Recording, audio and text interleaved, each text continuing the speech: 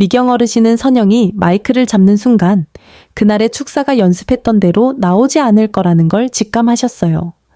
선영은 환하게 웃으며 하얀 치아와 반짝이는 눈빛으로 모두를 사로잡았죠. 오늘 이 자리에 와주셔서 감사합니다. 선영이 말문을 열었어요. 그 목소리는 달콤하고 세련됐지만 어딘가 날카로운 구석이 있었죠. 저와 재훈이에게 이렇게 멋진 분들과 함께할 기회가 주어진 게 정말 큰 의미가 있어요. 잠깐의 침묵. 모두의 시선을 끌려는 의도적인 멈춤이었죠. 그러다 선영의 눈길이 강 안을 훑더니 미경 어르신에게 잠시 너무 오래 머물렀어요. 물론 선영이 날카롭게 웃으며 덧붙였어요. 이런 품격 있는 자리에 어울리지 않는 사람도 있죠. 웃음소리가 터져나왔어요. 진심인지 억지인지 모를 사람들이 농담의 일부가 되고 싶어 따라 웃는 소리였죠. 미경 어르신은 눈을 한번 깜빡이고 표정을 바꾸지 않은 채 물잔을 입으로 가져가셨어요. 더 심한 말도 들어본 적이 있는 분이셨어요. 좁은 방에서 더 가까운 사람들에게. 하지만 이번엔 마음 깊은 곳이 새롭게 아파왔어요. 서빙 직원이 샴페인 잔을 채우러 지나갔지만 어르신은 손을 저어 거절하셨어요. 선영이 인스타그램에 올릴 법한 미소를 띠며 다가와 미경 어르신만 들을 수 있을 정도로 가까이 몸을 숙였어요. 결혼식에 오지 마세요. 선영이 속삭였어요. 엄마는 비참한 사람이에요. 다 망쳐놓을 거예요. 그녀의 숨결에선 감귤향과 잔인함이 섞여 있었죠. 미경 어르신은 접시를 내려다보셨어요. 손대지 않은 게살 요리 선영이 손님들 자리에 하나씩 놓으라고 고른 창백한 난초꽃. 어르신의 이름표엔 금색 글씨로 엄마라고 적혀 있었죠. 선영이 아마 신경도 쓰지 않은 작은 배려였겠죠. 어르신은 아무 대답도 하지 않으셨어요. 눈도 깜빡이지 않고 천천히 냅킨을 접어 포크 옆에 놓으시고 자리에서 일어나셨어요.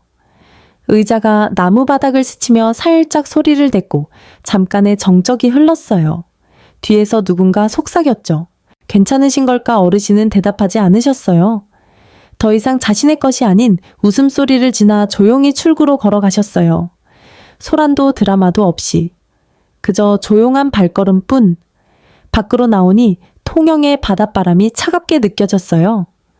어르신은 인도에 잠시 멈춰서서 숨을 고르시고 코트 주머니에서 핸드폰을 꺼내 무음으로 바꾸셨어요. 읽지 않은 메시지 28개. 선영에게선 단 하나도 없었죠. 그날 밤 어르신은 편도 항공권을 예약하셨어요. 미경 어르신은 예전엔 입에 전선을 물고 일하셨어요. 비유가 아니라 정말로요. 손이 모자랐거든요. 선영이 5살이었을 때 어르신은 차고에서 백스원 인터페이스의 첫 프로토타입을 납땜하기 시작하셨어요. 선영은 할머니가 꿰매준 낡은 이불을 덮고 차고 구석에 오래된 매트 위에서 낮잠을 잤죠. 그땐 정장 재킷도 하이힐도 없었어요. 손톱 밑엔 기름때가 묻은 후드티 차림으로 소프트웨어 설계와 땅콩버터 샌드위치 밀린 공과금 사이를 오가셨어요. 첫 고객은 친구의 친구가 운영하는 지역 물류 회사였죠. 창고 입출고를 실시간으로 추적하는 시스템이 필요했어요. 어르신은 11일 만에 만들어내셨어요. 12일째 되던 날 시스템이 멈췄고 사흘 밤을 꼬박 세우셨어요. 명성 대신 어르신은 집착으로 채우셨어요. 필수적인 날이 아니면 휴일도 건너뛰셨죠. 생일도 놓쳤고 컵케이크와 헤드폰으로 사과하셨어요. 선영이 인형의 집을 갖고 싶다고 했을 때 어르신은 언젠가 진짜 집을 줄게 라고 약속하셨어요. 선영은 그게 무슨 뜻인지 몰랐죠. 6년째 되던 해 백스웨어는 직원 5명을 고용했어요. 11년째엔 300명으로 늘었죠. 어르신은 모든 컨퍼런스와 포브스 인터뷰를 거절하셨어요. 겸손 때문이 아니라 아이들을 세상의 시선에서 보호하고 싶으셨기 때문이에요.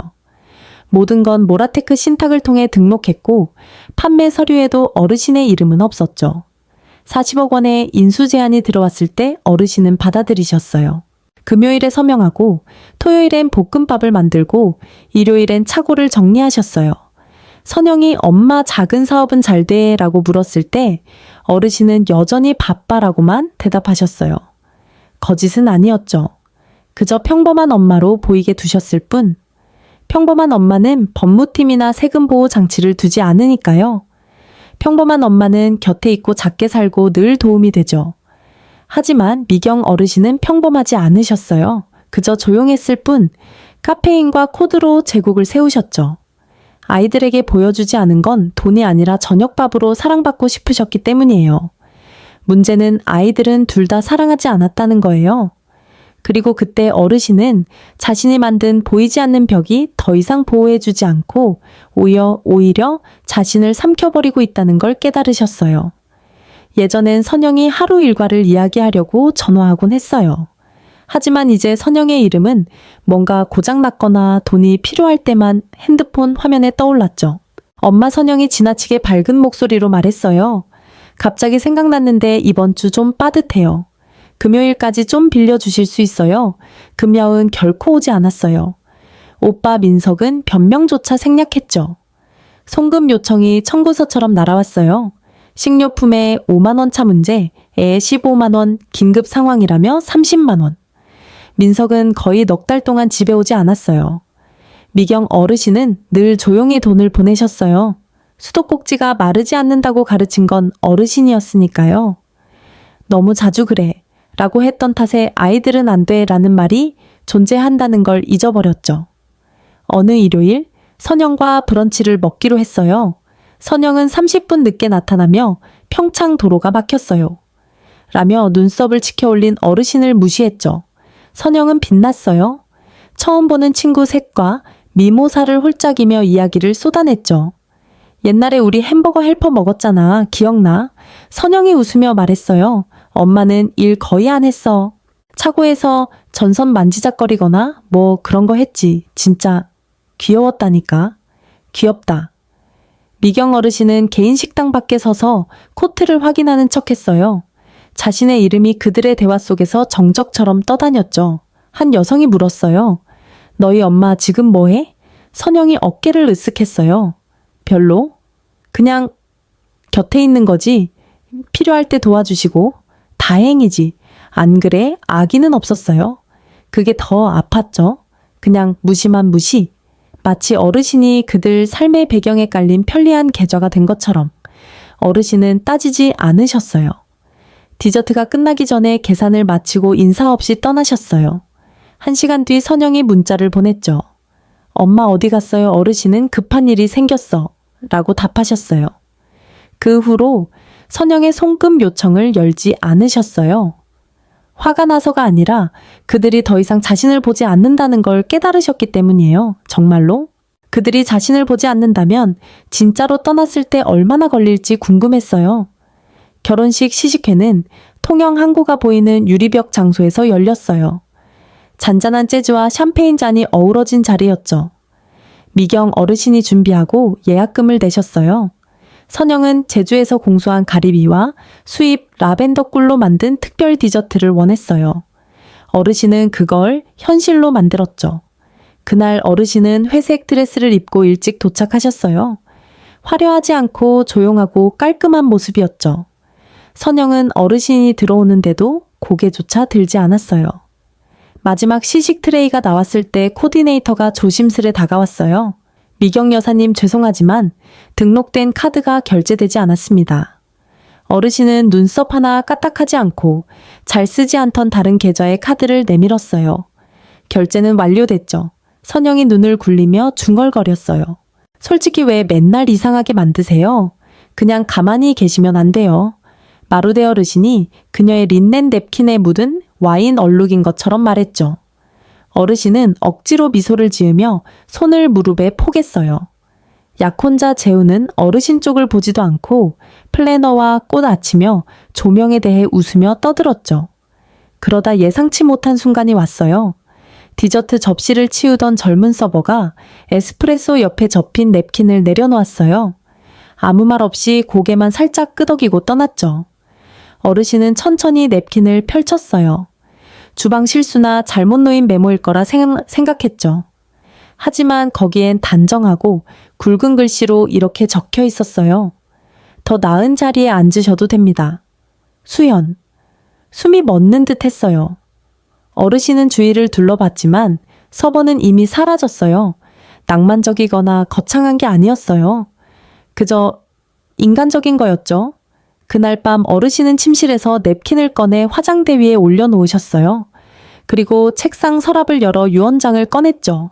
10년 전 선영이 아직 엄마라고 불렀던 때에 마지막으로 수정한 거였어요. 유언장을 꼼꼼히 읽으셨어요. 신탁 조항 상속, 그리고 펜을 들어 이름에 밑줄을 치기 시작하셨어요. 아침이 되자 선영의 이름은 지워졌어요. 조용히, 깔끔하게. 선영이 부탁한 대로. 미경 어르신은 새벽 6시 10분에 민호 변호사에게 전화하셨어요. 목소리는 몇 년 만에 처음으로 맑았죠. 때가 됐어요. 라고 말씀하셨어요. 민호는 설명을 요구하지 않았어요. 2시간 만에 서류가 책상에 도착했죠. 최종 송금 해외, 계획 계좌, 이전, 자산, 재배치. 어르신은 아이들 도시락을 싸던 침착함으로 서류에 서명하셨어요. 제주로의 새 거주 서류는 이미 승인된 상태였어요. 민호가 몇 년 전 깨끗한 출발을 원할 경우를 대비해 준비해둔 거였죠. 그땐 그저 신중한 조치라고 생각했지만 이제는 탈출처럼 느껴졌어요. 어르신은 캐리어 하나만 챙기셨어요. 간단한 옷 할머니에 묵주 냅킨 메모, 그리고 여권. 새벽 3시 50분 어르신은 마지막으로 부엌에 서셨어요. 스토브 위에 불빛이 희미하게 깜빡였어요. 어르신은 집 열쇠를 바닐라와 새 출발의 향이 나는 반쯤 탄 초 옆에 놓으셨어요. 통영에 해가 뜨기 전에 어르신은 37,000피트 상공에서 차를 홀짝이며 구름이 흐려지는 모습을 바라보고 계셨어요. 침묵은 벨벳 같았죠. 제주공항에 착륙하자마자 선영의 문자가 왔어요. 화요일에 난초 좀 받아줄 수 있어요?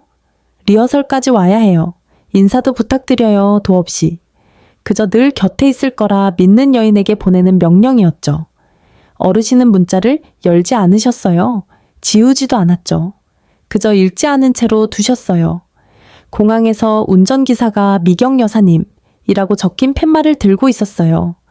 어르신의 이름이 그렇게 깨끗하게 쓰인 건 오랜만이었죠. 제주 해안을 따라 구불구불한 길을 달리며 하늘이 금빛으로 녹아들었어요. 어르신은 바다와 언덕에 자리 잡은 도시를 바라보셨어요. 비밀처럼 숨어있는 그곳을. 밤이 되자 어르신은 가족, 누구도 모르는 집의 발코니에 맨발로 서서 누구도 건드릴 수 없는 계좌와 아무에게도 답하지 않는 전망을 바라보셨어요. 어르신은 핸드폰을 끄고 서랍에 넣은 뒤 부드럽게 닫으셨어요. 다음 날 아침 그들의 전화가 시작됐어요. 최초의 공항은 자동 이메일로 찾아왔어요. 송금이 완료되지 않았다는 알림, 결제 수단 확인 요청, 민석의 대학 등록금 납부처에서 2번의 리마인더 후 최종 통지서가 왔죠. 3일째 되던 날 선영이 날카로운 목소리로 음성 메시지를 남겼어요. 엄마 플로리스트가 새 예약금이 필요하다고 했어요. 엄마가 전화할 거라고 했으니 제발요. 이 결혼식이 예쁘게 되길 바란다고 하셨잖아요. 하지만 어르신은 그런 말 안 하셨어요. 그저 선영이 원하는 대로 돈을 냈을 뿐 멈추기 전까지. 어르신은 에스프레소에 설탕 한 스푼을 저으며 창밖으로 아침 햇살에 반짝이는 제주 항구를 바라보셨어요. 부엌은 조용했어요. 주전자의 희미한 소리와 비단처럼 부드러운 바닷바람 뿐이었죠. 핸드폰을 한번 보고 다시 뒤집어 놓으셨어요. 5일째 민호가 웨딩 코디네이터에 다급한 이메일을 전달했어요. 긴급 은행 송금 실패. 장소 측에서 48시간 내 해결 요청. 신부 어머니 연락 불가. 조언 부탁드립니다. 민석은 2단어만 보냈어요. 무슨 일이야? 추가 메시지는 없었죠. 그리고 재훈의 전화가 왔어요. 어르신에게 직접 온 건 아니에요. 그의 친구에게 보낸 음성 메시지가 민호의 암호화된 메일함으로 잘못 전달됐죠. 어르신은 한 번만 들으셨어요. 엄마가 우리를 무시하고 있어. 호텔비도 안 냈어. 금요일까지? 해결 못하면 결혼식 날 홀리데이 인해서 보내야겠네. 그의 목소리에 담긴 도끼가 공황을 감추지 못했어요. 제주에서 어르신은 셔터를 열어 햇살을 들이고 토스트를 만들고 새 목욕통에 물을 채우셨어요. 어르신의 빌라는 바다 건너에서 몰아치는 폭풍에 맞서 조용히 반항했죠. 그들은 아직 몰랐어요. 그들이 무시했던 여인이 그들의 삶을 떠받치던 기둥이었다는 걸. 이제 그 기둥은 사라졌어요. 그날 오후 어르신은 짧은 편지를 쓰셨어요. 첫 프로토타입 폰트를 떠올리게 하는 깔끔한 글씨체로 한 줄. 이번엔 그들이 직접 만들어 보라고 하세요. 그리고 그 편지를 냅킨 옆 서랍에 넣으셨어요. 기사는 미국 시간 정보 직후에 나왔어요. 민호가 스크린샷을 보내줄 때까지 어르신은 기사가 떴는지 몰랐죠. 미경 여사 4천만 원에 팔린 유령 창업자, 신흥 테크 블로거가 모라테크 신탁 백스웨어 인수, 그리고 어르신의 오래전에 버려진 특허 서류를 연결해 깊이 파헤친 기사였어요. 어르신은 2번 읽으셨어요. 정확성 때문이 아니라 대부분 맞았지만 대리석 바닥 위에서 맨발로 와인을 마시며 열린 창을 바라보는 자신과 기사 속 여인 사이의 낯선 거리를 느끼기 위해서였죠. 통영에선 공황이 새로운 형태를 띠었어요. 선영의 친구들이 눈이 휘둥그레진 이모지와 함께 스크린샷을 보냈죠. 한 명은 스토리에 태그하며 썼어요. 잠깐 너희 엄마가 그 미경 여사야 민호의 호텔 내 정보원에 따르면 재우는 얼굴이 하얗게 질려 기사를 읽고 나서 속았어. 라며 혼잣말을 하고 혼인 계약서를 거부했다고 했어요. 민석은 드라마틱하게 인스타 스토리에 검은 화면에 흰 글씨를 올렸죠. 가장 가까운 가족이 배신한다. 어르신은 댓글을 보지 않으셨어요. 기자는 어르신의 코멘트를 얻으려 했지만 민호가 거절했어요. 어르신의 목소리 없는 기사는 어쩐지 어울렸어요. 그들은 이미 오랫동안 속삭임으로 어르신을 해석해 왔으니까요. 어르신은 모든 피드를 로그아웃하고 태블릿을 끄고 장식장 밑에 넣으셨어요. 그리고 와인을 한 잔 더 따랐어요. 조용한 휴가 중 방문했던 포도밭에서 온 버건디 와인이었죠. 아이들에게 말하지 않은 그 휴가. 핸드폰이 잠깐 울렸어요. 선영의 전화였죠. 어르신은 울리게 두셨어요. 잔인해서가 아니라 자신의 이름을 질문처럼 부르는 소리를 아직 들을 준비가 안 되셨기 때문이에요. 밖에서 제주바다가 빛났어요. 어르신은 쇼를 어깨에 두르고 테라스에 나가 세상이 자신을 새롭게 정의하는 모습을 바라보셨어요. 드디어 자신의 방식으로. 그들은 결혼식을 치렀어요. 아니, 그 잔해 속에서 뭔가를 치렀죠. 치자꽃은 도착하지 않았어요. 맞춤 케이크도 서해 가도 선영이 고집했던 9인조 현악 사중주도 없었죠. 대신 그들은 빌린 튤과 시든 장미 아래 컨트리 클럽 뒷날개에서 축소된 예식을 했어요. 민호의 정보원에 따르면 플래너는 마지막 2건의 수표가 반송되자 일을 그만뒀다고 했어요. 민석은 늦게 도착했어요.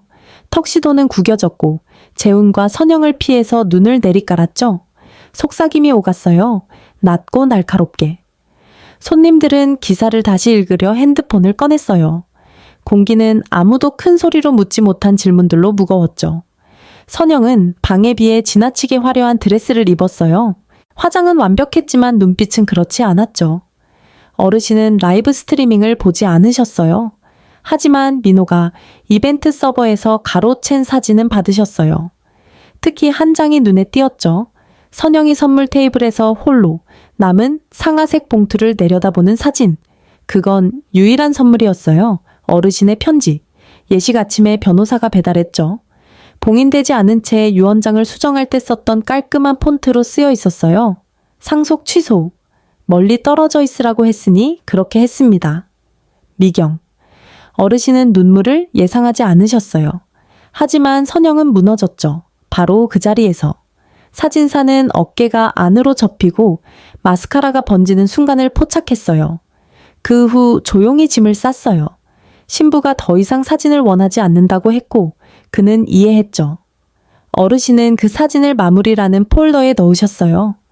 자랑하거나 반복해보지 않고 그저 잔인함이 공기에 노출되면 꽃보다 빨리 시든다는 증거로 보관하셨어요. 그날 밤 어르신은 레몬첼로 한 잔을 들고 테라스 창가에 앉아 절벽에 부딪히는 바다의 속삭임을 들으셨어요. 드레스 장소, 난초 음악 모두 사라졌죠. 하지만 남은 것, 지속된 것은 선영이 원했던 침묵이었어요. 그리고 어르신은 마침내 그걸 선물하셨어요. 부드럽고 망설이는 노크 소리였어요. 환영받을 거라 기대하지 않는 사람의 노크. 결혼식이 맹세 중에 무너진 지 1년이 지났어요. 그날 오후 어르신은 갤러리 오프닝에서 돌아와 힐을 벗고 오렌지를 까다 말다 문소리를 들으셨어요. 문을 천천히 여셨죠. 선영이 홀로 서 있었어요. 몸은 더 말랐고 피부는 커다란 블레이저 아래 창백해 보였어요. 머리는 어색하고 손질되지 않은 웨이브로 자라 있었죠. 한때 그녀의 존재를 날카롭게 했던 도끼가 처음엔 뭐라 이름 붙일 수 없는 무언가로 바뀌어 있었어요. 선영은 확신이 없어 보였어요. 자신이 되고 싶지 않았던 자신을 마주한 여인처럼. 엄마가 누군지 몰랐어요. 선영이 속삭였어요. 어르신은 아무 말도 하지 않고 옆으로 비켜서셨어요. 선영은 천천히 들어와 공간을 둘러봤어요. 깔끔한 선, 조용한 부, 소음이나 인정 없이 얻어지는 평화. 어르신은 설탕 없이 차를 따랐어요. 선영이 예전에 좋아하던 방식대로. 하지만 선영은 마시지 않았어요. 대신 눈물을 흘렸죠. 큰 소리로 흐느끼거나 드라마틱하지 않은 그저 소매를 적시는 조용하고 느린 눈물이었어요. 엄마가 신경 안 써서 떠난 줄 알았어요. 선영이 마침내 말했어요.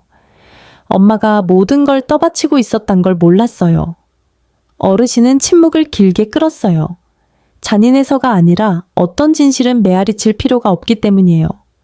잠시 뒤 어르신은 찬장 옆 서랍에서 린넨 냅킨을 꺼내셨어요. 깨끗한 상아색, 오래전 시식회에서 받은 그 브랜드의 냅킨. 그걸 선영의 찻잔 옆에 부드럽게 놓으셨어요. 선영은 냅킨을 보고 입술이 떨렸어요. 고개를 끄덕였죠. 용서가 아니었어요. 아직은 아니었죠. 하지만 예의였어요. 시작일지도 아니면 그저 차가움 속에 잠깐 멈춤일 뿐일지도. 두 사람은 오랫동안 거기 앉아 있었어요. 엄마와 딸도 적도 아닌 공유된 과거와 더 이상의 환상이 없는 두 여인으로. 해가 절벽 뒤로 지며 열린 발코니, 문으로 그림자를 드리울 때 어르신은 주전자를 들어 두 사람의 찻잔을 다시 채우셨어요. 어르신은 화요일에 새 신탁 서류에 서명하셨어요. 공증인 사무실 창으로 햇살이 들어와 손등을 따뜻하게 비췄죠. 잉크는 빨리 말랐어요. 준비가 됐을 때는 늘 그렇죠. 모든 건 명확히 지정됐어요. 가족의 혼란도 상속에 대한 기대도 더 이상 없었죠.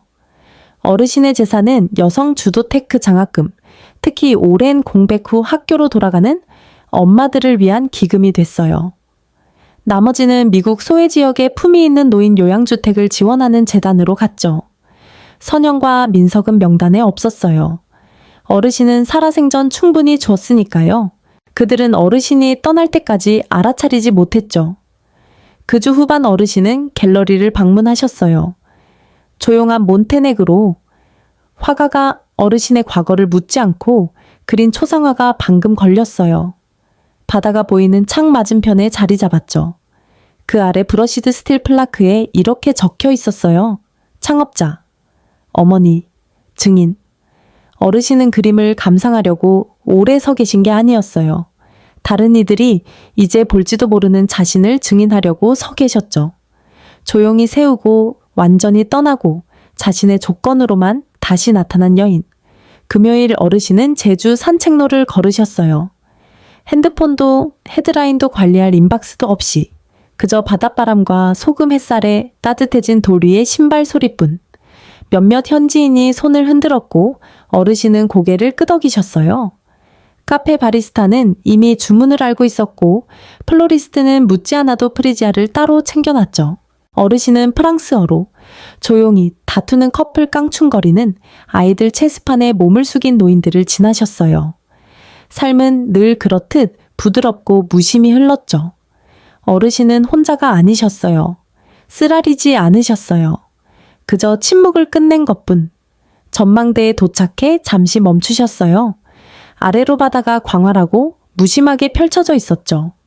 어르신은 수십 년 동안 짊어진 모든 것을 떠올리셨어요. 그리고 천천히 완전히 숨을 내쉬셨어요. 우리가 남을 위해 쓰는 이야기가 있죠. 그리고 운이 좋다면 우리 자신을 위해 되찾는 이야기가 있어요.